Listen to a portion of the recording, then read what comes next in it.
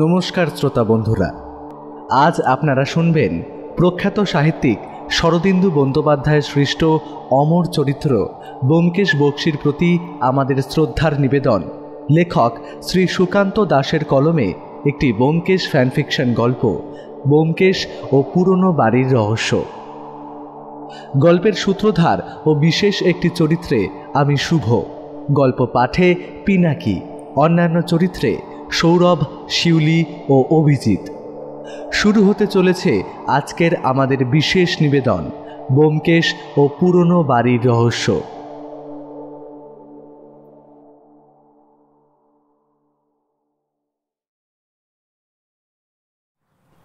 ঘুড়িটা হাওয়ার ধাক্কায় গোঁত্তা খেতে খেতে সামনের রাস্তার উল্টো দিকে গিয়ে পড়ল। আমি ব্যালকনিতে দাঁড়িয়ে ঘুড়িটার পড়ে যাওয়াটা দেখছিলাম। একটা বাচ্চা ছেলে ঘুড়িটার পিছনে এতক্ষণ দৌড়ে দৌড়ে আসছিল, কিন্তু ঘুড়িটা দমকা হাওয়ায় হঠাৎ করেই একটা গাছের ডালে আটকে গেল। বাচ্চা ছেলেটা রাস্তায় দাঁড়িয়ে গাছের দিকে তাকিয়ে রইল একইভাবে, কিন্তু না, ঘুড়িটা আর পড়ল না। একসময় নিরাশ হয়ে সে চলে গেল। আমি ব্যালকনিতে দাঁড়িয়ে চায়ের কাপ হাতে এই ব্যাপারটা দেখছিলাম এতক্ষণ।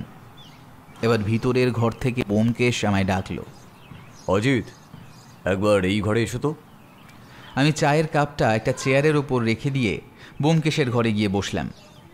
আমায় ঢুকতে দেখে ব্যোমকেশ খবরের কাগজটা আমার দিকে এগিয়ে দিয়ে বলল, এই খবরটা পড়ো ভালো করে, ওই যে 3 নম্বর পাতায় একদম নিচের দিকে। আমি কাগজ খুলে 3 নম্বর পাতায় চোখ রাখলাম। ছোট্ট একটা খবর। কলকাতার মেয়ো রোডের কাছে একটি পরিত্যক্ত বাড়ির কাছে একজন অজ্ঞাত পরিচয় ব্যক্তির মৃতদেহ মিলেছে। পুলিশের অনুমান ব্যক্তিটি কলকাতার বাইরে থেকে এসেছে। তার কাছে কোনো পরিচয়পত্রও মেলেনি। যে বাড়িটির কাছে তাকে পাওয়া গেছে সেটি কয়েক বছর ধরেই পরিত্যক্ত। পুলিশি তৎপরতায় জানা গেছে লোকটি ওই বাড়ির ছাদ থেকে কোনোভাবে পড়ে মারা গেছে। কিন্তু কী কারণে একজন অজ্ঞাত ব্যক্তি ওই বাড়িতে গিয়েছিল তা বোঝা যাচ্ছে না। আশা করা যাচ্ছে খুব শীঘ্রই আরও কিছু জানা যাবে। আমি খবরের কাগজটা রেখে ব্যোমকেশের দিকে তাকিয়ে বললাম, এটা কি সেই বাড়িটা ব্যোমকেশ? যতদূর মনে হচ্ছে তাই। ভদ্রলোক তাহলে খুব একটা ভুল বলেনি আমাদের, তবে বাড়িটা একবার দেখা দরকার, না হলে কিছুই বোঝা যাবে না। ভদ্রলোকের নাম কি যেন ছিল? গৌতম সমাজদার। গৌতম সমাজদার নামটা আপনাদের কাছে অচেনা তা তো হবেই, কারণ গৌতম সমাজদার 2 দিন আগেই ব্যোমকেশের সাথে দেখা করতে এসেছিলেন। কী কারণে এসেছিলেন সেটাই বলবো এখানে। 2 দিন আগের কথা। আমি, ব্যোমকেশ আর সত্যবতী বসে আছি ব্যোমকেশের ঘরে। প্রথমে কী নিয়ে কথা হচ্ছিল তা আমার মনে নেই, তবে পরে ব্যাপারটা কিভাবে জানি না ভূত বা প্রেতাত্মায় গিয়ে দাঁড়ায়। এক পর্যায়ে সত্যবতী বলে ওঠে, এই যে খুনি খুঁজতে গিয়ে যে বারবার এখানে ওখানে রাত কাটাও, যেই দিন আসতো একটা ভূতের পাল্লায় পড়বে সেই দিন বুঝতে পারবে। কথাটা যে সত্যবতী মজার ছলে বলেছে তা তার মুখ দেখেই বোঝা যাচ্ছিল, কিন্তু আসল সমস্যা বাঁধল ব্যোমকেশের উত্তরে। তোমার কি মনে হয়, হ্যাঁ, আমি ওই গাঁজাখুড়ি ভূতে বিশ্বাস করি নাকি? আমার মনে পড়ল অনেক দিন আগে ব্যোমকেশের সমাধান করা একটা কেসের কথা। সেখানে এক পর্যায়ে আমার মনে হয়েছিল আমরা কোনো এক প্রেতাত্মার বিরুদ্ধে যুদ্ধে নেমেছি, কিন্তু পরে দেখা গিয়েছিল আসলে তা নয়।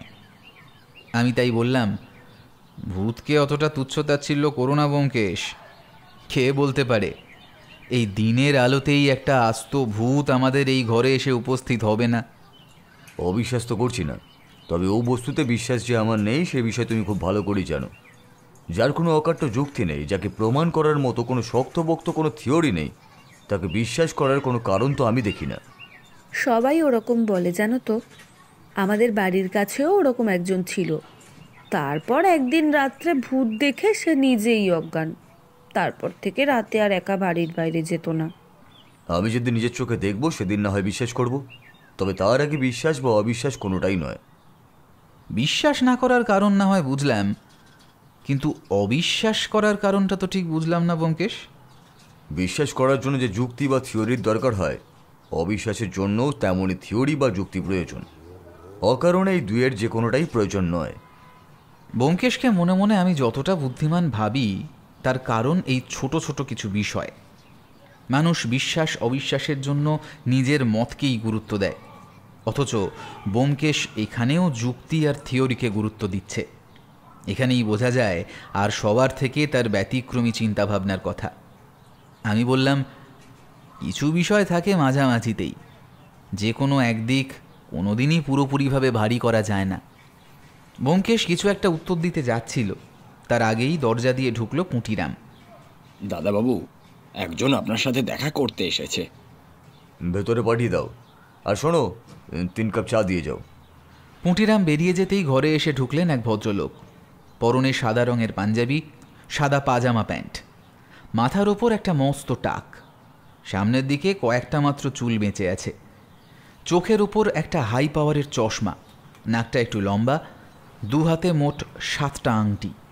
তিনি ঘরে ঢুকে একবার এদিক ওদিক দেখে নিয়ে বললেন, আপনার বাড়িতে ওই যে কি যেন বলে, হ্যাঁ হ্যাঁ, কুকুর কুকুর কুকুর নেই তো? বলতে বলতেই তিনি কান নামিয়ে কি যেন শোনার চেষ্টা করলেন। না, নেই। আপনি নিশ্চিন্তে বসুন। আর আপনার কুকুরের ভয় কেন বলুন তো? আসলে এই মাসখানেক আগে না আমায় কুকুরে কামড়েছে। হ্যাঁ, 14টা ইঞ্জেকশন নিতে হয়েছে। তাই ওই প্রাণীটা থেকে না একটু দূরে থাকতেই বাপু ভালোবাসি আমি। ভয়ের কোনো কারণ নেই। এই বাড়িতে কুকুর থাকেও না, আর কুকুর আসেও না বাইরে থেকে।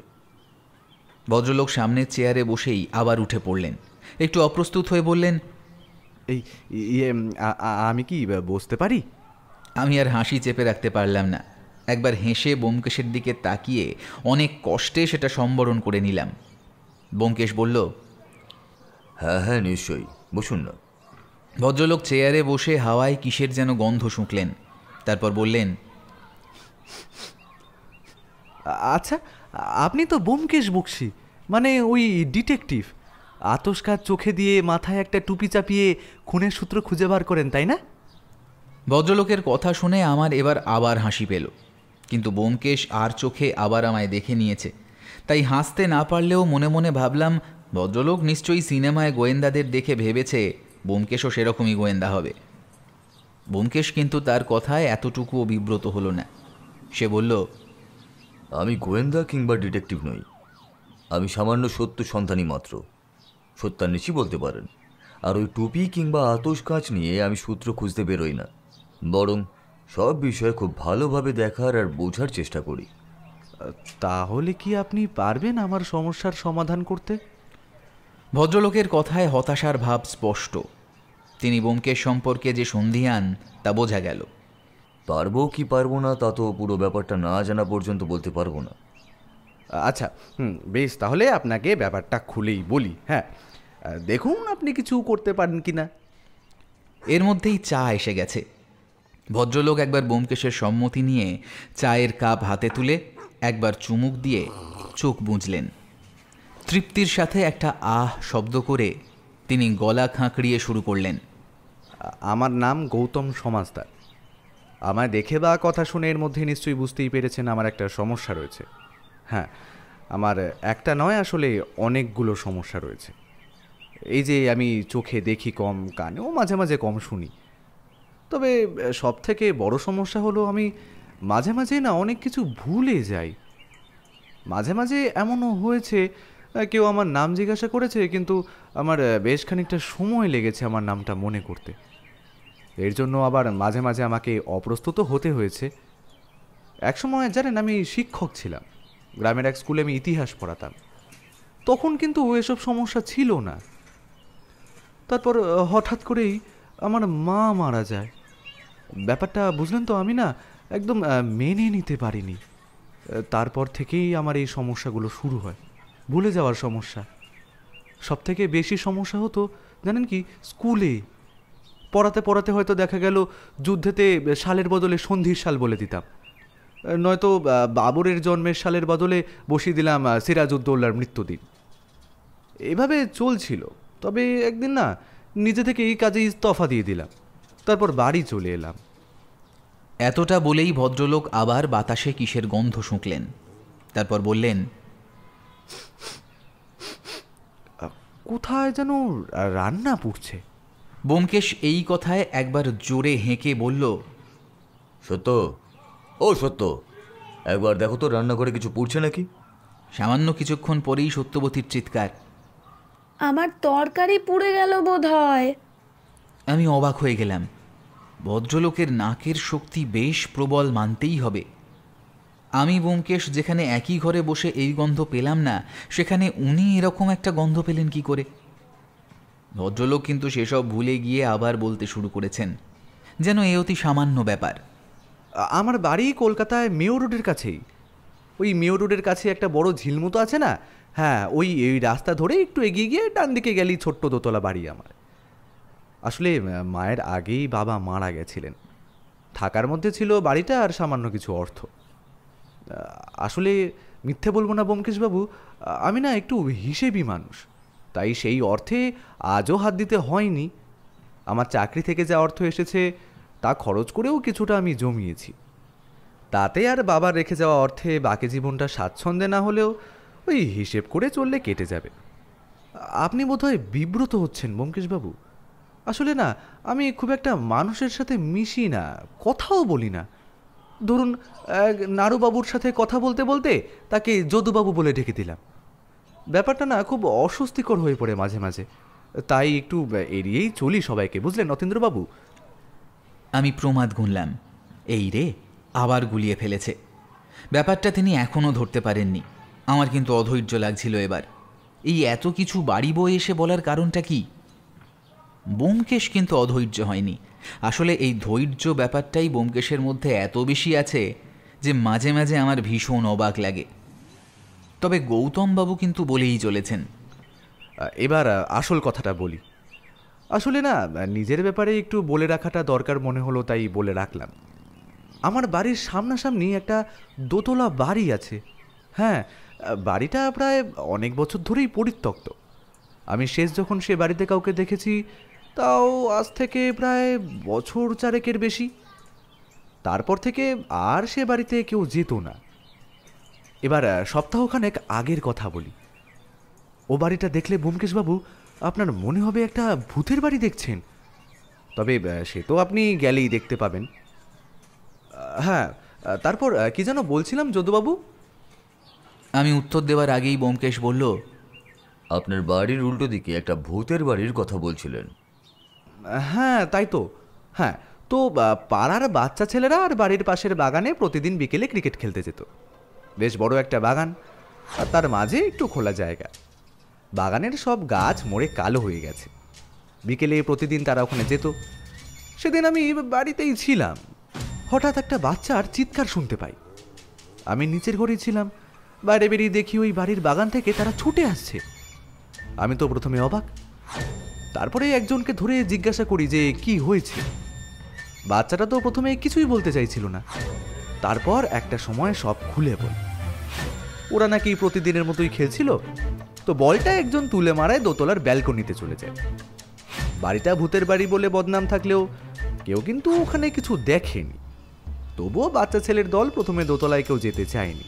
এদিকে সন্ধে হয়ে আসছে, আর কিছুক্ষণ পর সেখানে যাওয়াটা তো প্রায় অসম্ভব হয়ে যাবে। ভাঙা বাড়িতে কোথায় কি থাকে না থাকে। কিছুক্ষণ অপেক্ষা করে দুজন সাহসী ছেলে উঠল দোতলায়, একজন আগে আর একজন তার পিছনে। সিঁড়ি দিয়ে আস্তে আস্তে দোতলায় উঠে তাদের ভয় খানিকটা কমে যায়। কয়েকটা পায়রা ছাড়া আর কিছুই নেই। বলটা ব্যালকনির একটা পাশে পড়ে রয়েছে। একজন দৌড়ে গিয়ে বলটা তুলে নেয়। অন্যজন তখন দোতলার একটা জানালার ফাঁক দিয়ে ভিতরের দিকে বিস্ফারিতভাবে তাকিয়ে রয়েছে। মুখে কোনো কথা নেই। অন্যজন তার সেই অবস্থা দেখে ভয় পেলেও মুখে শব্দ না করে জানালার সামনে গিয়ে দাঁড়ায়। তারপর ভিতরে তাকিয়ে চিৎকার করে উঠে দুদ্দার করে নিচে নেমে যায়। আর সেই চিৎকারটাই না আমি শুনেছিলাম। ভিতরে এসে কি দেখেছে তা আমার জানা নেই। সেই ছেলেটিও কিছু বলতে পারেনি। এখানে ব্যোমকেশ তাকে থামিয়ে দিয়ে বলে, 1 মিনিট গৌতমবাবু, ঘরের ভিতরে তারা কি দেখেছিল তার মানে আপনার সেটা জানা নেই, তাই তো? সে কথা পরে জেনেছিলাম। যে দুজন ছেলে উপরে গেছিল তাদের একজনের বাড়ি আমার বাড়ির কাছেই। সে পরে আমায় সব বলেছিল। উপরে উঠে যখন অন্য ছেলেটা বল খুঁজতে ব্যস্ত, তখন সে জানালার ফাঁকা দিয়ে ভেতরে তাকিয়ে দেখেছিল সিলিংয়ের পরিত্যক্ত ফ্যানে একটা দড়ি লাগিয়ে গলায় ফাঁস দিয়ে ঝুলছে একটা মানুষ। তার গালের কষ বেয়ে নামছে রক্ত, কিন্তু সেভাবেই মানুষটা একভাবে তাকিয়ে আছে জানালার দিকে, আর ঝুলন্ত মৃত মানুষটা হাসছে। বিশ্বাস করুন ব্যোমকেশবাবু, আমি তাকে বারবার জিজ্ঞাসা করেও একই কথা জানতে পেরেছি। ঝুলন্ত মানুষটা যেন তার দিকেই তাকিয়ে হাসছে, আর এক্ষুনি যেন তার রক্ত লাগা ঠোঁট নাড়িয়ে কিছু একটা বলবে। বাড়িটায় কাউকে ঢুকতে বা বেরোতে দেখেননি আপনি? আপনার বাড়ির উল্টো দিকে তো সেই বাড়িটা। সেই তো, ছেলেটার কথা না আমিও প্রথমে বিশ্বাস করিনি। ভাবলাম বাচ্চা ছেলে কি দেখতে কি দেখেছে, আমার একবার ব্যাপারটা খতিয়ে দেখা দরকার। সারাদিন বাড়িতেই থাকি, বাড়ির ব্যালকনিতে গিয়ে দাঁড়ালেই গোটা বাড়িটা আর বাগানটা দেখা যায়। আমি নজর রাখা শুরু করলাম। এবার কয়েকদিন আগে একদিন রাত্রে খাওয়া সেরে ব্যালকনিতে এসে দাঁড়িয়েছি, এমন সময় মনে হলো ও দোতলার ওই ঘরে হঠাৎ একটা আলো জ্বলে উঠে সঙ্গে সঙ্গে মিলিয়ে গেল। আমার কেমন যেন জেদ চেপে গেল ব্যোমকেশবাবু। আমি ঠিক করে ফেললাম আমি ওখানে যাব, গিয়ে দেখব আসল ব্যাপারটা কি, ওই ছেলেগুলো সেদিন যা দেখেছিল তা কতটা সত্যি। আমার রাতের খাওয়া হতে বেশ দেরিই হতো, একা মানুষ নিজের খেয়াল মতোই খেতাম। তখন রাত প্রায় 12টাই হবে। বড় রাস্তা থেকে সামান্য ভেতরে বলে এদিকের যে কটা বাড়ি আছে তারা ঘুমিয়ে পড়লে রাস্তা পুরোপুরি ফাঁকাই থাকে। আমি হাতে একটা টর্চ নিয়ে বাড়ি থেকে বেরোলাম, তারপর এদিক ওদিক দেখে নিয়ে খুব সাবধানে গেলাম ওই বাড়ির বাগানে। সাথে সাথেই ভেতরে ঢুকলাম না, কিছুক্ষণ সময় নিলাম, তারপর একতলা সিঁড়ি দিয়ে ওপরে উঠতে লাগলাম। সিঁড়ির এখানে ওখানে ভাঙা, দেওয়ালে মাকড়সার জাল, আর মাঝে মাঝে উড়ে আসা আরশোলা ছাড়া কালো কালো দাগও রয়েছে। আমি দোতলার সিঁড়ি দিয়ে উঠে ব্যালকনিতে দাঁড়াতেই এক ঝাঁক পায়রা এদিক ওদিক উঠতে শুরু করলো। তাদের শব্দ আমার মনে কেমন একটা ভয়ের সঞ্চার করলো। আমি হেঁটে প্রথমে ব্যালকনির সামনে দাঁড়িয়ে আমার বাড়ির ব্যালকনির দিকে তাকালাম। স্থির করে ভেবে দেখলাম কোন ঘরে আলোটা আমি দেখেছিলাম। একসময় যখন নিশ্চিত হলাম তখন সেই ঘরের দরজার কাছে গিয়ে দেখলাম বাইরে থেকে তালা লাগানো। আমি জানালার কাছে গিয়ে দেখলাম জানলার পাল্লার অর্ধেকটা প্রায় ভাঙা। সেটা দিয়ে ভেতরে টর্চের আলো ফেলতেই যা দেখলাম তাতে আমার বুকের ভেতরটা কেঁপে উঠল। আমি স্পষ্ট দেখতে পেলাম ঘরের সিলিংয়ে ফাঁস লাগিয়ে ঝুলছে একটা মানুষ। তার পরনে একটা ফতুয়া আর লুঙ্গি, গলায় লাগানো ফাঁসটা শক্তভাবে এঁটে রয়েছে। মুখের পাশ বেয়ে রক্ত বেয়ে এসে পড়েছে গালের এক পাশে। তবে সেটা ভয়ের কারণ নয়, ভয়ের কারণ হলো তার চোখ দুটো, দুটো জ্বলন্ত চোখ সোজা টর্চ ফেলা হাতের দিকে তাকিয়ে রয়েছে। আমি স্পষ্ট দেখলাম সে যেন হাসছে, আর আমারও মনে হলো তার ঠোঁট নড়ে উঠে এক্ষুনি বেরিয়ে আসবে কোনো একটা কথা। আমার রাগ, কৌতূহল আর ভয় এই তিন মিলে কেমন যেন একটা জেদ চেপে ধরল। অত রাত্রে একটা পরিত্যক্ত হানা বাড়িতে চোখের সামনে একজনকে ওভাবে ঝুলতে দেখেও আমি দরজার ওপর দিয়ে আঘাত করতে লাগলাম। আপনার কি কোনো সন্দেহ হয়েছিল? মানে অন্য কিছুও হতে পারে ভেবেছিলেন কি? কেন জানি না আমার মনে হয়েছিল আমি যা দেখছি তা ঠিক নয়, সঠিক নয়। কারণ দোতলায় ওঠার সাথে সাথে কেমন একটা যেন গন্ধ আমার নাকে এসেছিল। কিসের গন্ধ বুঝতে না পারলেও ব্যাপারটা কিন্তু আমার অদ্ভুত লাগলো। বারবার দরজা ঠেলে একসময় ক্লান্ত হয়ে আসায় আমি সেই জানালা দিয়ে আবার তাকিয়ে দেখলাম, কই ভেতরে কেউ নেই। এবার আমি কথা বললাম, সে কি? তাহলে ঘরের মধ্যে যে ছিল সে কোথায় গেল? সেটাই তো, যদি কোনো মানুষ ও ঘরে থেকেই থাকবে তাহলে সে গেল কোথায়? আর এত অল্প সময় সে অন্য পথে বেরিয়ে যাবে তা তো সম্ভব নয়। তবে এতদিন ধরে যে ভূতকে আমি অস্বীকার করে এসেছি তাকে এখন স্বীকার করতে হবে। কিন্তু তাছাড়া তো আর উপায়ও নেই। বন্ধ ঘর থেকে একটা মানুষ উধাও হয় কি করে? ব্যোমকেশ এবার চেয়ারে হেলান দিয়ে বসে বলল, এবার বলুন আপনি কি চাইছেন? আমি চাই ব্যোমকেশবাবু এই ব্যাপারটার একটা নিষ্পত্তি হোক, তাই আপনার কাছে আসা। আমি সেদিন কাকে দেখেছিলাম, সে জীবিত না মৃত, এটাই আমার জানার দরকার ব্যোমকেশবাবু। আমি চাইলে পুলিশের কাছেও যেতে পারতাম, কিন্তু তারা আমায় কতটা বিশ্বাস করবে তা আমার জানা নেই। তাই জন্যই আপনাকে বলা। ব্যোমকেশবাবু, আমাকে ফিরিয়ে দেবেন না প্লিজ। আপনার কথা আমি সমস্তই শুনলাম গৌতমবাবু, তবে এই মুহূর্তে কেসটা নেওয়া আমার পক্ষে সম্ভব হচ্ছে না। তার কারণ হিসাবে আমি অন্য একটা কেসে রয়েছি। যদি এর পরে আর কিছু হয় বা জানতে পারেন আমায় অবশ্যই জানাবেন। আর আপনার ঠিকানাটা একটি কাগজে লিখে দিয়ে যান। যদি প্রয়োজন হয় আমি নিশ্চয়ই যোগাযোগ করে নেব। আর হ্যাঁ, একটা কথা, যখন আপনি জানালা দিয়ে সেই ঝুলন্ত লোকটাকে দেখেছিলেন তখন তার নাকের দিকে আপনি তাকিয়েছিলেন? ব্যোমকেশের এই কথায় গৌতমবাবু তো বটেই, আমিও তাকালাম তার দিকে। ব্যোমকেশ নিজের মতোই বলে চলল, দেখুন গৌতমবাবু, আমি কেসটা হাতে নিতে পারবো কিছুদিন পরে, আর না হলে বড় কিছু ঘটার পরে। তার আগে আপনি নিজেই কিছু প্রমাণ জোগাড় করুন না হয়, আর অন্য কিছু জানতে পারলে আমাকে জানাবেন। গৌতম সমাজদার আগে উঠে দাঁড়ালেন। যাবার আগে বলে গেলেন, ব্যোমকেশবাবু, আমি কিন্তু ভুল কিছুই দেখিনি। যা দেখেছি সব কিন্তু দিনের আলোর মতোই পরিষ্কার। এবার আমার ভাগ্য আর আপনার ইচ্ছে। গৌতমবাবু একটা হতাশা মিশ্রিত ভারী দীর্ঘশ্বাস ছেড়ে বেরিয়ে এলেন। আর আমি অবাক হয়ে দেখলাম তিনি তার চশমাটা ভুলে ফেলে গেছেন। তো এই ছিল গৌতম সমাজদারের গল্প। ব্যোমকেশ বলল, খবরের কাগজে দেওয়া সেই বাড়িটাই কি এই গৌতম সমাজদারের বাড়িটা? তা আমি কি করে জানব? কিন্তু সে একটা কেস নিয়ে এলো আর তুমি তা ফিরিয়ে দিলে, বিশেষত এরকম একটা অদ্ভুত কেস। কেসটাই কিছু ছিল না অজিত। এখন যদি এই খুনটা সে বাড়ির কাছে হয় তবে একসাথে দুটো কেসই হ্যান্ডেল করা যাবে। তবে তার জন্য পুলিশের সাহায্য দরকার। না হলে ব্যক্তিগত সম্পত্তিতে অনধিকার প্রবেশ করলে আমাদের সন্দেহেতে ক্রমাগত মুখে পড়তে হবে। কিন্তু ওই বাড়িতে ঠিক কী ছিল তা জানা দরকার। আর গৌতম সমাজদার তাহলে মিথ্যে কথা বলবেন কেন? আমার জানা নেই। বলতে বলতে ব্যোমকেশের টেলিফোনটা বেজে উঠল।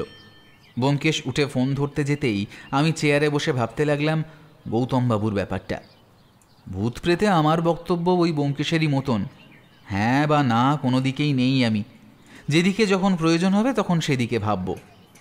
কিন্তু রাতের বেলায় একটা পরিত্যক্ত বাড়িতে একটা ঝুলন্ত মৃতদেহ দেখে ভদ্রলোক পুলিশকে না জানিয়ে ব্যোমকেশকে ব্যাপারটা জানিয়েছেন, মানে তিনি সন্দেহ করেছেন ব্যাপারটা সাধারণ কিছু নয়, কোনো রহস্য তো আছেই। ব্যোমকেশ এসে চেয়ারের ওপর একটা চাপড় মেরে বলল, অজিত, একটা ভালো খবর আর একটা খারাপ খবর আছে। কোনটা আগে শুনবে বলো? আগে খারাপটাই বলো, তারপর না হয় ভালোটা। খারাপ খবর হলো যে বাড়ির সামনে খুন হয়েছে সে বাড়িতে পুলিশ তল্লাশি করেও কিছু পায়নি। আর ভালো খবরটা হলো গৌতম বাবুর বলে যাওয়া সেই বাড়িটা আর খুনের স্পটের সামনের বাড়িটা একই। তার মানে গৌতমবাবুর সন্দেহ সঠিক ছিল, ও বাড়িতে কিছু একটা সমস্যা রয়েছে। যেখানে মানুষ থাকবে সেখানেই সমস্যা তৈরি হবে অজিত।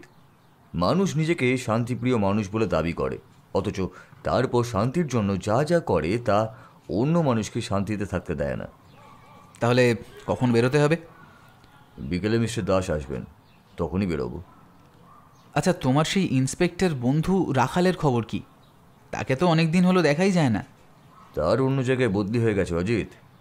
এরকম একটা পুলিশ অফিসার খুব কমই পাওয়া যায় অজিত। এখন আর কথা নয়, স্নান করে একটু ঘুমিয়ে নাও। বিকেলে দাসবাবু এলেই আমরা বেরিয়ে পড়বো, কেমন? গৌতমবাবুর সাথেও একবার দেখা করতে হবে। আর ওনার চশমাটাও কিন্তু ফেরত দিতে হবে। ভদ্রলোকের না জানি কত সমস্যাই না হচ্ছে। ব্যোমকেশ আর কিছু না বলে বাথরুমে যেতে যেতে বলল, সত্য, আমি স্নানে গেলাম। চশমা ছাড়া যে গৌতমবাবুর সত্যিই অসুবিধে হচ্ছিল তা তিনি অকপটেই স্বীকার করলেন। তার ভুলো মনের জন্য তিনি ভুলেই গেছিলেন যে চশমাটা তিনি কোথায় ফেলে এসেছেন। আর সবচেয়ে বড় সমস্যাটা হলো চশমার জন্য তিনি খুনের ব্যাপারটা ভালোভাবে দেখতে পাননি। আমি ব্যোমকেশ মিস্টার দাসের সাথে পুলিশের জিপে করে যখন সেই বাড়িটার কাছে পৌঁছলাম তখন সকাল। এই সকালেও বাড়িটাকে দেখে কেমন যেন গা ছমছমে একটা ভাব জাগে। দোতলা বাড়িটার নানা জায়গায় শ্যাওলা আর পায়রার বাসা তৈরি হয়েছে। এখানে ওখানে দেওয়ালের পলেস্তারা খসে ইঁট সুরকি দাঁত বার করে হাসছে। সবথেকে চোখ টানে দোতলার ব্যালকানি। সেখানে অর্ধেক রেলিংয়ের ওপর লাইন দিয়ে বসে আছে কয়েকটা পায়রা। আমাদের জিপের শব্দে কয়েকটা উড়ে গেল এদিক ওদিক। গৌতমবাবু বলেছিলেন তার বাড়ি এই বাড়িটার উল্টো দিকে। সে বাড়িটাও বয়সের ভারে পুরনো হয়ে গেছে। দোতলার নানা জায়গায় রক্ষণাবেক্ষণ করার ছাপ। ব্যোমকেশ বাড়িটার দরজা খুলে ভিতরে ঢুকে দরজায় নক করল। ভিতর থেকে পরিচিত গলার শব্দ এলো, আসছি। গৌতমবাবু দরজা খুলে ব্যোমকেশকে দেখে বললেন, আরে সোমেন বাবু, আপনি? আরে আসুন আসুন, আমি তো ভাবলাম আপনি বোধহয় আমার কথা ভুলেই গেছেন। আমি তাকে ধরিয়ে দিলাম, সোমেনবাবু নয়, ব্যোমকেশবাবু। গৌতমবাবু অপ্রস্তুত হয়ে বললেন, দেখেছেন তো, আবার ভুলে গেছি। আর চশমাটাও যে কোথায় হারিয়েছি ভালো করে দেখতেও পাই না কিছু। এই তো সেদিন রাত্রে ব্যালকনিতে দাঁড়িয়ে মনে হলো ওপারে বাড়িটায় কে যেন দাঁড়িয়ে রয়েছে, কিন্তু চোখে চশমা না থাকায় ভালো করে বুঝতেও পারলাম না। ব্যোমকেশ এই কথায় একটু উত্তেজিত হয়ে বলল, ওই বাড়ির সামনে একটা মৃতদেহ পাওয়া গেছে, জানেন তো?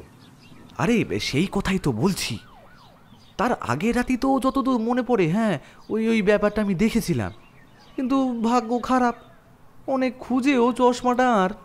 গৌতমবাবুর কথা থেমে গেছে, কারণ ব্যোমকেশ চশমাটা তার হাতে তুলে দিয়েছে। কি বলেছে আপনাকে ধন্যবাদ দেব ব্যোমকেশবাবু, চশমাটা ছাড়া যে কি অসুবিধে হচ্ছিল। আসুন না, আপনারা বাইরে কেন, ভেতরে আসুন, ভেতরে আসুন আসুন। আর ওনাকে তো ঠিক চিনলাম না। গৌতমবাবুর নজর মিস্টার দাসের দিকে। পরিচয় করে দিই, ইনি হলেন মিস্টার দাস, এই কেসটার তদন্ত উনিই করছেন। আর মিস্টার দাস ইনি হলেন গৌতম সমাজদার, প্রাক্তন শিক্ষক। আর সব থেকে বড় কথা, ওই বাড়িতে একমাত্র তিনিই গিয়েছেন এর আগে। তাহলে আর দেরি কেন, চলুন বাড়িটা আরেকবার তল্লাশি করা যাক। চলুন গৌতমবাবু, আপনার দেখা সেই ঝুলন্ত মৃতদেহ দেখে আসা যাক একবার। বোধহয় তার দেখা আর মিলবে না।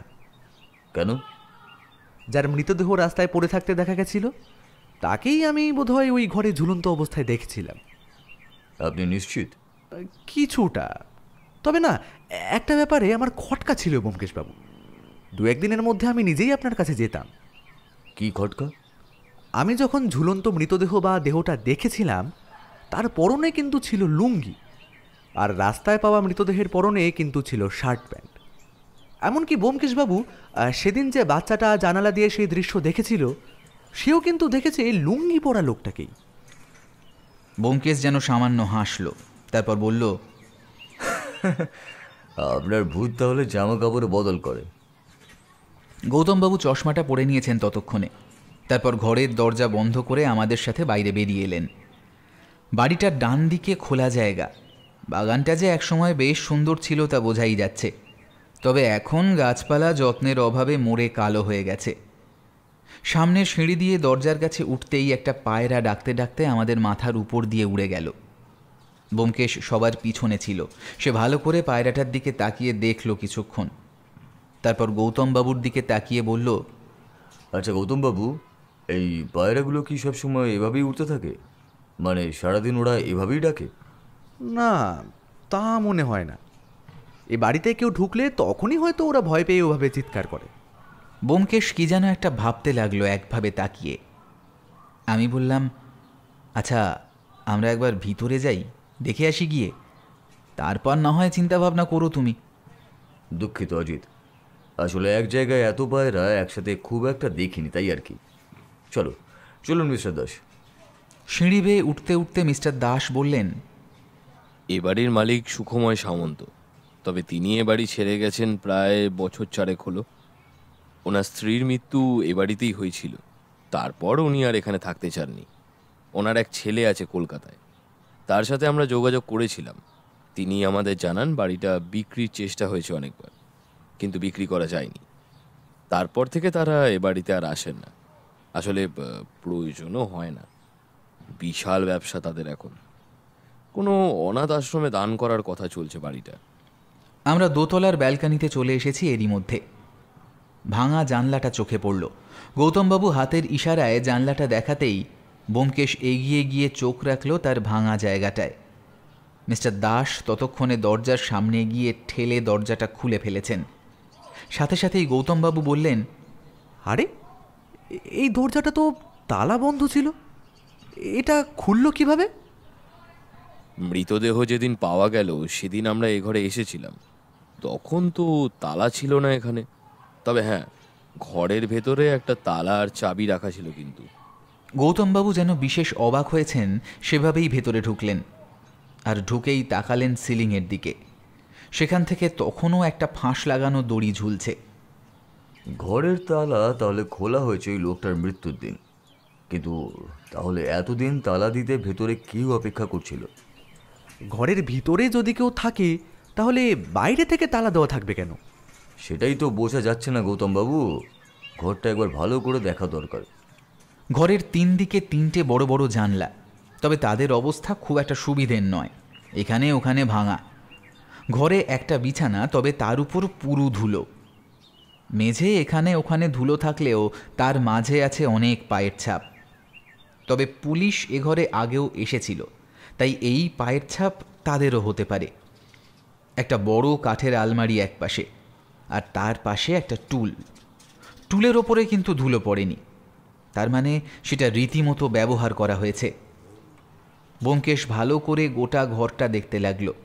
তার সাথে গৌতমবাবুকে লক্ষ্য করলাম একবার সিলিং আর একবার ভাঙা জানলাটার দিকে অবাকভাবে দেখছেন। একমাত্র মিস্টার দাস আমার মতো সব কিছু লক্ষ্য করছে। ব্যোমকেশবাবু, মৃত লোকটার ব্যাপারে আমরা খোঁজ চালাচ্ছি। সে শহরের বাইরের লোক, তবে আশা করছি ঠিক জানা যাবে। তবে খুনের ব্যাপারটা বড়ই অদ্ভুত। প্রথমে আমরা ভেবেছিলাম দোতলার ব্যালকনি থেকে পড়েই এই মৃত্যু, তবে পরে দেখা গেল মৃত্যুর আগে তার শরীরে বেশ ধস্তাধস্তির চিহ্ন আছে। এর জন্য অনুমান করা হচ্ছে মৃত্যুটা স্বাভাবিক নয়। ভিকটিম নিজে থেকে ব্যালকনি থেকে পড়েনি, হতে পারে তাকে কেউ ধাক্কা দিয়ে ফেলে দিয়েছে। একদম তাই, ঠিক বলেছেন। কারণ তার হাতের কয়েকটা কালো চুল পাওয়া গেছে, যা তার নিজের নয়। আর মুখে ও গলায় হাতাহাতির চিহ্নও আছে। ব্যোমকেশ আলমারির সামনে গিয়ে ঝুঁকে কি যেন দেখল, তারপর আলমারিটা খুলে ফেলল। বেশ বড় আলমারি হলেও দুটো থাক। বোধহয় বড় কিছু রাখার জন্য ব্যবহার করা হতো এই আলমারি। ব্যোমকেশ কিছুক্ষণ দেখে বন্ধ করে দিল। এই ঘরটা ছেড়ে পাশের ঘরগুলো দেখার জন্য যেতেই সেখানে দেখলাম তালা দেওয়া। মিস্টার দাস তালা ভাঙার উদ্যোগ করতেই ব্যোমকেশ তাকে বাধা দিল। তারপর বলল, প্রয়োজন নেই, ও ঘরে কিছু নেই। প্রতিবার লোকটাকে এই ঘরেই দেখা গেছে, তাই যা আছে এই ঘরেই আছে। কিন্তু ব্যোমকেশ বাবু, সে যদি মানুষ হয় তাহলে ওভাবে ঝুলেছিল কিভাবে? আর তারপর সে গেলই বা কোথায়? তার থেকেও বড় প্রশ্ন, তাকে মারল কে? ব্যোমকেশ এসব কথার উত্তর না দিয়ে একবার ছাদ থেকে ঘুরে এলো। আমরা দোতলার ব্যালকানিতে দাঁড়িয়ে রাস্তার দিকে তাকিয়ে রইলাম। বড়ই অদ্ভুত কেস অজিতবাবু। এর কুল কিনারা কিছুই বুঝতে পারছি না। লোকটার পরিচয় না পাওয়া পর্যন্ত যে কিছুই করতে পারবো না আমরা। আচ্ছা গৌতমবাবু, আপনি এ বাড়িতে ঠিক কি কি দেখেছিলেন? গৌতমবাবু প্রথম দিনের থেকে আগের দিন রাতের ঘটনা পর্যন্ত সব কিছু বলে গেলেন একভাবে। আশ্চর্যের বিষয়, এবার কিন্তু তিনি আর কিছুই ভুললেন না। আর বলতে বলতেই তিনি হঠাৎ করে কি যেন মনে পড়তে দ্রুত আমাদের রেখে ছাদে উঠে গেলেন। আমরা অবাক হয়ে দাঁড়িয়ে আছি, এমন সময় দেখি ব্যোমকেশ আর গৌতমবাবু নিচে নেমে আসছেন। এসেই মিস্টার দাসকে বললেন, মিস্টার দাস, আপনি আজ ফিরে যান, আমার আর একটু সময় দরকার। ও হ্যাঁ, আর একটা কথা, আপনাদের পুলিশের কাছে তো ক্রিমিনাল রেকর্ড থাকে। শহরের বাইরের থানাতে ওই লোকটার একটা ছবি পাঠিয়ে দেখুন তো, কোনো ক্রিমিনাল রেকর্ড আছে নাকি। পুলিশকে এতটাও বুদ্ধিহীন ভাববেন না ব্যোমকেশবাবু। আমি সে কাজ আগেই করে ফেলেছি। আশা করছি আজকালের মধ্যেই কোনো না কোনো সন্ধান মিলে যাবে। বাহ, তাহলে তো ভালোই হলো। গৌতমবাবু, আপনিও তাহলে বাড়ি যান, আর এই বাড়ির ওপর একটু নজর রাখবেন। তবে হ্যাঁ, একটু সাবধানে। আমরা বাড়ি ফিরে আসতেই সত্যবতী উৎসুক হয়ে জিজ্ঞাসা করল, কিছু জানতে পারলে? না সত্য, একজন লোক সিলিং থেকে গলায় ফাঁস লাগিয়ে এই লোককে ভয় দেখাতো, কিন্তু কেন? আর বন্ধ ঘরের মধ্যেই বা সে থাকতো কিভাবে? আর সব থেকে বড় হলো, ব্যোমকেশ চুপ করতেই আমি বলে উঠলাম, সব থেকে বড় কি ব্যোমকেশ? সব থেকে বড় হলো লোকটা লুকোতো কোথায়। লুক হতো? হ্যাঁ অজিত, লুকোতো। তুমি তো ঘরটা দেখেছো, ভাঙা জানালা দিয়ে ঘরের সবটাই দেখা যায়। তাহলে গৌতম বাবু দ্বিতীয়বার তাকে দেখলো না কেন? সে লুকোলো কোথায়? আচ্ছা, তখন যে গৌতমবাবু হন্তদন্ত হয়ে তোমার কাছে দৌড়ে গেলেন, তা কি বললেন? একটা শব্দ অজিত, কোনো কিছু বন্ধ হওয়ার একটা শব্দ। কিন্তু ওই ঘরে বন্ধ হবার মতো আছে একমাত্র ওই আলমারিটাই, কিন্তু সেটা তো একদম ফাঁকা। তাহলে খাটের তলায়? ওহো, খাটের তলায় খুব বেশি জায়গা নেই, আর সেখানে মাকড়সার জাল আর ধুলোয় ভর্তি। কেউ যদি মাঝে মাঝেই ওখানে লুকোতে যায় তাহলে তো সেই জায়গাটা পরিষ্কার থাকবে। না অজিত, হচ্ছে না। একটা রহস্যই ঘরে আছেই, আমরা সেটা দেখতে পারছি না হয়তো। এখন আর কথা নয়, চলো একটু ভাবা দরকার। দুপুরে খাওয়ার পর ব্যোমকেশ নিজের ঘরে চলে গেল। আমি আর কি করি, একটু গড়িয়ে নিলাম। কিন্তু হঠাৎ ব্যোমকেশের উত্তেজিত স্বরে ডাকাডাকিতে আমার ঘুম ছুটে গেল। ব্যোমকেশ বলে উঠল, অজিত অজিত, মিস্টার দাস দারুণ কাজ করেছে। মনে আছে মাসখানেক আগে একটা সোনার দোকানে চুরি হয়েছিল? পুলিশ একজনকে ধরতে পেরেছিল, তবে প্রমাণ পাওয়া যায়নি বলে কয়েকদিন জেলে রেখে তারপর তাকে ছেড়ে দিতে হয়েছিল। এদেশের নিয়মকানুন তো তুমি জানোই অজিত। প্রমাণের অভাবে 10 জন অপরাধী অপরাধ করেও পার পেয়ে যেতে পারে, কিন্তু প্রমাণ ছাড়া প্রতিটি অপরাধী নিরপরাধ, তাই শাস্তি দেওয়া চলবে না। এই কারণে ওই সন্দেহভাজন ব্যক্তি ধরা পড়েও ছাড়া পেয়ে যায়, কিন্তু তাকে এমনভাবে ব্যালকনি থেকে ধাক্কা মেরে ফেললোটাকে। তুমি বললে পুলিশ একজনকে ধরতে পেরেছিল, তার মানে কি তার সাথে আরও কেউ ছিল? পুলিশের সন্দেহ ছিল যে চুরিটা দুজন মিলে করেছে, কিন্তু দ্বিতীয় জনকে আর পাওয়া যায়নি। তাহলে এমন নয় তো যে এই দ্বিতীয় জনই প্রথম জনের খোঁজ পেয়ে তারপর তাকে খুন করার জন্য এসেছিল? না অজিত, সেটা কি করে হবে, আর কেনই বা হবে? আমি কিছু একটা উত্তর দিতে যাচ্ছিলাম, তার আগেই ঘরে ঢুকলো সত্যবতী। দেখো না, আমার রান্নার খুন্তিটা আলমারির তলায় পড়ে গেছে। উনুনে রান্না চাপানো, আমি খুঁজে পাচ্ছি না। পুটিরামকে বলো না। সে দোকানে গেছে, ফিরতে তো দেরি হবে। আমার রান্না পুড়ে যাবে যে। ব্যোমকেশ উঠে দাঁড়াতে দাঁড়াতে বলল, চলো তাহলে এখন খুনি ছেড়ে খুন্তি খুঁজতে যাই। আমি হেসে উঠলাম। এই যে ব্যোমকেশ, যার বুদ্ধির কাছে সমস্ত অপরাধী এক মুহূর্তে কেমন বিষহীন হয়ে যায়, তাকে সত্যবতীর কাছে পরাস্ত হতে হয় বারবার। এই আজ যেমন খুন্তি খুঁজতে ব্যোমকেশকে যেতে হচ্ছে। ব্যোমকেশ আমার হাসির ওপর একটা তাচ্ছিল্যের শব্দ করে বলল, বিয়ে তো করনি, তাই এ জ্বালা বুঝবে না তুমি। এ বড় মধুর অনল, যেমন আছে মধু তেমন আছে তীব্র বিষ। ওসব পরে বুঝিও, এখন আসো তো। আমি বিছানা ছেড়ে উঠে ব্যালকানিতে গিয়ে দাঁড়ালাম। কিছুক্ষণ পরেই ব্যোমকেশ আমার পাশে এসে দাঁড়ালো। আমি তার মুখের দিকে তাকিয়ে চমকে উঠলাম। কপালে চিন্তার ভাঁজ। গভীরভাবে কোনো বিষয় নিয়ে ভাবলে ব্যোমকেশ এই ভাবটা লুকিয়ে রাখতে পারে না। আমি উত্তেজিত হয়ে প্রশ্ন করলাম, কি হলো ব্যোমকেশ? তোমার বেশ চিন্তিত বলে মনে হচ্ছে। ব্যোমকেশ সেভাবেই বলল, আমাদের একটা বড় ভুল হয়ে গেছে অজিত, বড় ভুল। লুকোনোর জায়গা ওই ঘরেই আছে।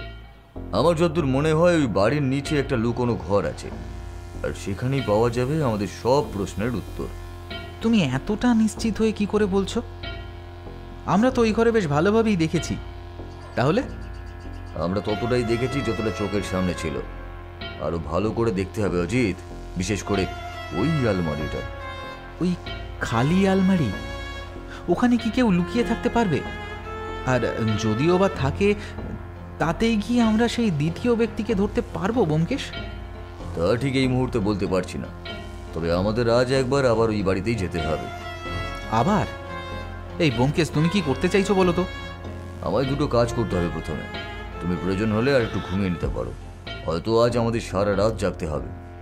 মানে আবার রাতের অভিযান? আমরা প্রথমে মিলিত হলাম গৌতমবাবুর বাড়িতে। ভদ্রলোক এবার মিস্টার দাসকে বলে বসলেন মিস্টার সামন্ত, কিন্তু আমি বা ব্যোমকেশ কেউই তাকে ভুল ধরিয়ে দিলাম না। শেষে মিস্টার দাস একটু গলা খাঁকড়িয়ে বললেন, গৌতমবাবু, আমি মিস্টার সামন্ত নই, আমি মিস্টার দাস। এই যে দেখেছেন, আবার ভুল করেছি। আচ্ছা গৌতমবাবু, সেদিন আপনি যে শব্দটা পেয়েছিলেন সেটা ঠিক কেমন ছিল বলতে পারবেন? কেমন ছিল তা ঠিক মনে নেই, তবে কাঠের না কিছু ধপ করে নামানোর শব্দ। আপনি নিশ্চিত আলমারি বন্ধ করার শব্দ নয়, অন্য কোনো শব্দ? এবার গৌতমবাবুকে কেমন যেন অস্বস্তিতে পড়তে দেখলাম। তিনি ভালো করে ভেবে বললেন, মনে হয় আমি কাঠের কিছু নামানোর শব্দই শুনেছিলাম। ব্যোমকেশ এবার যেন কিছুটা নিরাশ হলো, তাও বলল, আচ্ছা বেশ, এবার আমার পরবর্তী পদক্ষেপের কথা শুনুন। হয়তো আজ সারা রাত জেগে অপেক্ষা করার পর দেখা গেল পাখি এলোই না, কিন্তু যদি একবার সে কাজ হাসিল করে ফেলে তাহলে আর এমুখো হবে না। এমনকি এই শহরেও সে আর কোনোদিনও আসবে বলে মনে হয় না। তাই আমাদের আজ রাতেই ও বাড়িতে পাহারায় থাকতে হবে। আমি থাকবো ঘরের ভিতরে, মিস্টার দাস আর অজিত থাকবে ব্যালকনির শেষে। সেখানে একটা ছোট্ট প্যাসেজের মতো আছে। আর গৌতমবাবু, আপনি আপনার বাড়ির ব্যালকনিতে থাকবেন। বেশি কেউ থাকলে সমস্যা হতে পারে। আরও ফোর্স নিয়ে এলে ভালো হতো না? না, আপনি নিশ্চিন্তে থাকুন। পাখি নিশ্চয়ই মনে হয় আসবে, কারণ এই মুহূর্তে এ বাড়িতে যে কেউ নজর রাখবে তা সে ভাবতেও পারবে না। কারণ সে হয়তো ভাবছে পুলিশ মৃতদেহ নিয়ে ব্যস্ত আছে। আপনাদের কাছে অস্ত্রশস্ত্র আছে তো? ব্যোমকেশ তার পকেট থেকে রিভলভার বার করে দেখালো। এটার প্রয়োজন হবে বলে মনে হয় না, তবুও এটা রাখা দরকার। পরিকল্পনা মতো আমরা বেরিয়ে গেলাম। ততক্ষণে অন্ধকার নেমে এসেছে। আমরা একবার মুখ ফিরিয়ে দেখলাম গৌতমবাবু ব্যালকনিতে দাঁড়িয়ে। ভদ্রলোকের মুখে তখন রীতিমতো চিন্তার ছাপ। আমি আর মিস্টার দাস দোতলার ব্যালকনির ওপাশের প্যাসেজে গিয়ে দেখলাম সেখানে একজনের বেশি বসা যাবে না, তাই সেখানে মিস্টার দাস বসলেন আর আমি গেলাম ছাদে যাওয়ার সিঁড়ির ওপরে। একবার মনে হলো যদি লোকটা ছাদ থেকে আসে। তারপর মনে মনে ওই ভেবে ভরসা পেলাম যে এ বাড়ির ছাদের সাথে কোনো গাছ কিংবা অন্য বাড়ির ছাদ নেই। ব্যোমকেশ ঘরের ভিতর ঢুকে দরজা ভিজিয়ে দিল। কথা হলো ব্যোমকেশ নির্দেশ দিলে তবেই আমরা বেরোবো, তার আগে আমি বা মিস্টার দাস যেন না যাই। এবার আমার একটু অস্বস্তি হতে লাগলো। অন্ধকারে মশার দল আমায় পেয়ে বেশ আনন্দ করেই কামড়াতে লাগলো, কিন্তু শব্দ করা যাবে না, তাই আমি আর তাদের বাধা দিলাম না।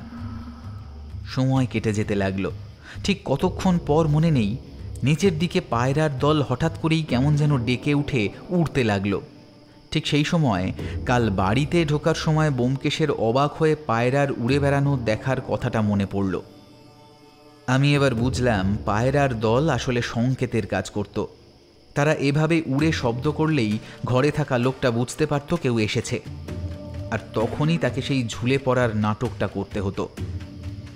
কিন্তু সিলিংয়ের সাথে দড়ি ঝুলিয়ে গলায় ফাঁস লাগিয়ে ঝুলে থাকা কিভাবে সম্ভব? আমার ভাবনায় ছেদ পড়ল।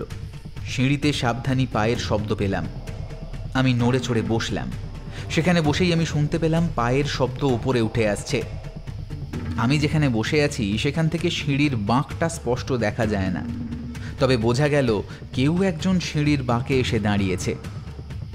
একবার সে উঁকি দিয়ে ছাদের সিঁড়ির দিকে দেখল, কিন্তু আমি অন্ধকারে গা মিশিয়ে নিঃশ্বাস বন্ধ করে বসে আছি। নিজের বুকের ধকধক শব্দ নিজেই শুনতে পাচ্ছিলাম। কতক্ষণ মনে নেই, সে হেঁটে সেই ঘরের দিকে গেল। আবার অপেক্ষা। একটা আলমারির দরজা খোলার শব্দ পেলাম, আর সাথে সাথেই মনে পড়ল গৌতমবাবুর বলা কথাটা। তিনি বলেছিলেন তিনি কাঠের পাটা নামানোর শব্দ শুনেছেন, কিন্তু তা যে আলমারি খোলার শব্দ তা আমি স্পষ্ট বুঝতে পারলাম না। ভদ্রলোকের ভুলো মনের জন্য কেসটা বড়ই জটিল হয়ে এসেছে। কিন্তু আলমারি তো আমরাও দেখেছি। তাহলে আরও মিনিট কয়েক অপেক্ষা করার পর শুনতে পেলাম ব্যোমকেশের গলা। নড়ার চেষ্টা একদম করবেন না, আমার হাতে কিন্তু রিভলভার আছে।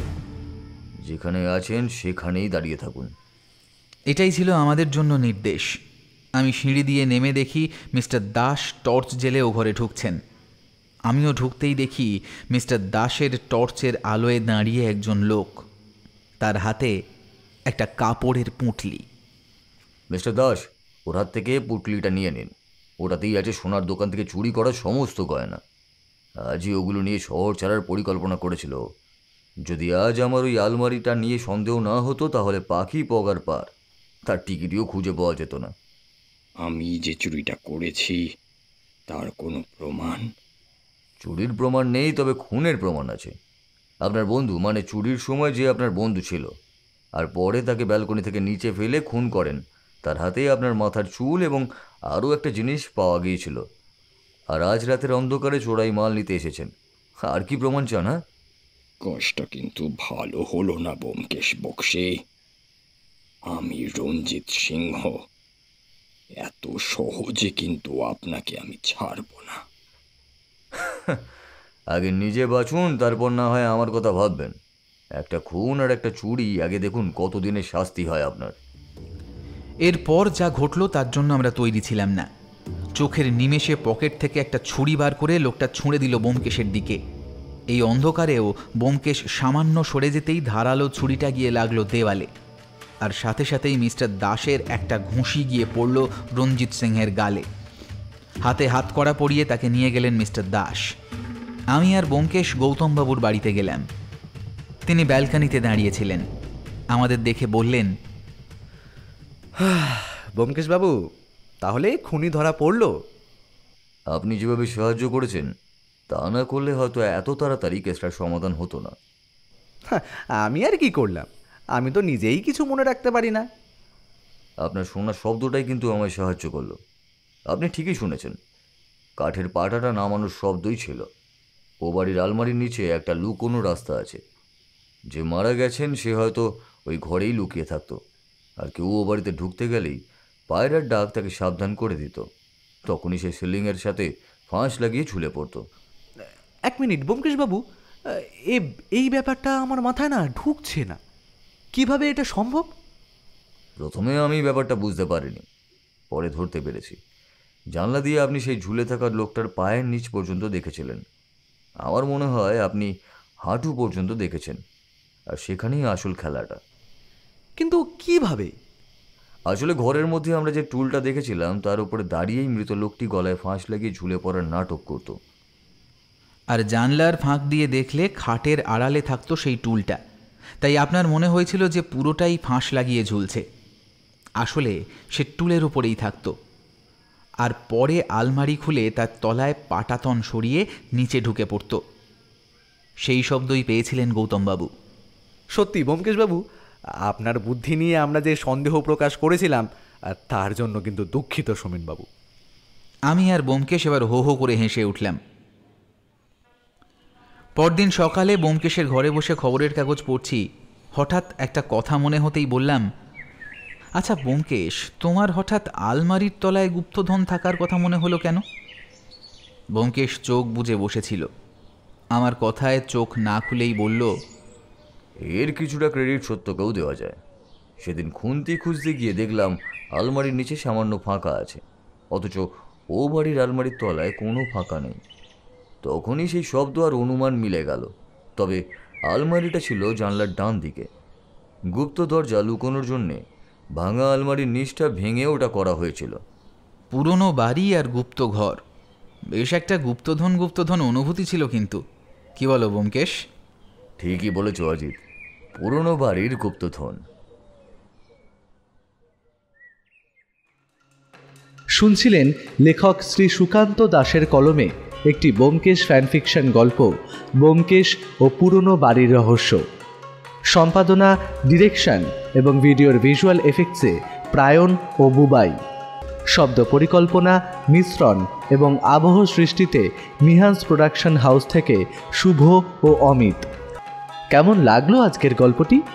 ভালো লাগলে অবশ্যই আমাদের সাবস্ক্রাইব করে আমাদের সাথে থাকুন এবং লাইক ও কমেন্টের মাধ্যমে আপনার মতামত জানান।